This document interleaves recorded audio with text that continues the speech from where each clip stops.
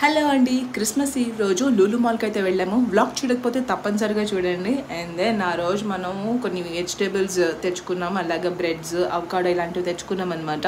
దాంట్లో ఇంక్లూడెడ్ కానీ ఈ ఎగ్ ఫ్రూట్ అని కనిపించింది. ఏదో వెరైటీగా ఉంది కదా, ఎగ్ ఫ్రూట్ ఏంటబ్బా అని చెప్పి ఇది కూడా ఒక 2 వేసాను. ఇంటికి తీసుకొస్తే వారం రోజులు పట్టిందనమాట అది పండడానికి. అది కూడా బియ్యం డబ్బాలో వేస్తే. సో చూడడానికి అయితే చిన్న సైజు మామిడి పండులాగా ఉంటుంది. లోపల కూడా కలర్ అలానే ఉంటుంది. మామిడి పండు గుజ్జుతో ఉంటే ఎలా ఉంటుందో అలా ఉంటుందన్నమాట. చాలా థిక్గా ఉంటుంది, కొంచెం క్రీమీ టెక్స్చర్లో ఉంటుంది, థిక్గా ఉంటుందన్నమాట. చూసారుగా నా రియాక్షన్, అదనమాట మ్యాటర్. ఎగ్ ఫ్రూట్ పేరు ఎందుకు వచ్చిందో అనుకున్నాను, ఇందుకే వచ్చింది కాబోలు.